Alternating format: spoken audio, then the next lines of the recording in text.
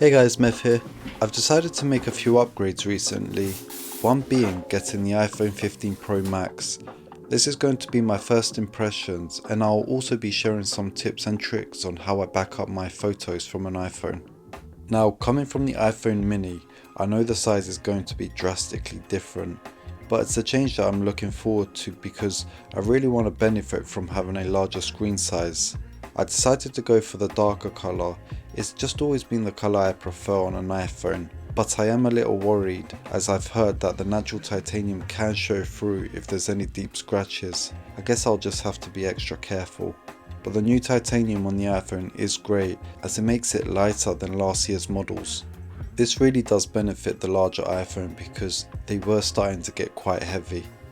The rounded edges on the titanium frame also make it much more comfortable to hold, and luckily for me I can just about grip it with my one hand. It's not as easy as it was with my mini, but I'm shocked it's still possible. I bought a case from this brand because there's honestly no point going for an expensive case from Apple as they just fall apart over time. I bought this from Amazon for £12 and I think it looks really good. The sides are rubber and the back is plastic. It feels really good in the hand and there's a good amount of grip, but this year I do prefer holding the iPhone without a case. One thing I do have to put on is a screen protector. I bought this from the same brand on Amazon. I really like it because you get everything you need to apply the screen protector on correctly. There's this plastic frame that goes around the iPhone, so the placement of the screen protector is 100% perfect. It's honestly as easy as that. If there's any bubbles that won't go away, just give it a day or two and they'll disappear. Here's a few shots of the iPhone in different lighting. It's such a nice colour. The natural titanium also looks great, but I'm a fan of the stealth look. I did have a white iPhone at one point, but I didn't like that you can see the white frame. The darker frame blends in more with the screen. I guess it's all just preference. In terms of being a fingerprint magnet, it's much better than the stainless steel iPhone 14s. So you can still see fingerprints, but in most lighting situations they won't be noticeable, and the back shows hardly any fingerprints.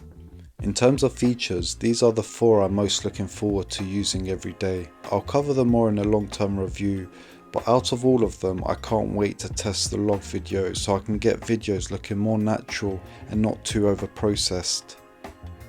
When I get a new phone, I don't transfer the photos from my old iPhone to my new one. I just back them up to my hard drive. There's a couple of ways to do this, but I'm not really a fan of most of them. On the Photos app, Apple does make it convenient enough to just press download, but this doesn't save them to the folder of your choice. It puts them within this horrible folder structure deep within the Photos app, so not only will most people not know how to find them, but they just end up taking so much space. Another app you can use is called Image Capture. This just lets you choose a destination folder to download the videos and photos to.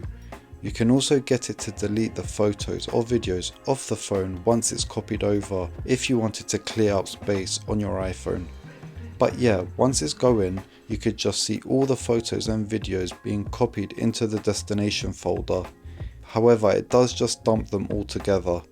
I wish there was an option to categorize them based off the media type, just like how they're organized on the iPhone. So I wrote a little bit of code to go ahead and organize this for me. What it does is first list all the different types of file formats within the folder, then based off what the file format is, it will place them into a certain subfolder, and those subfolders are determined by the rules I've put in place here. I also use the metadata that's stored in the image or video to rename the file to its original name.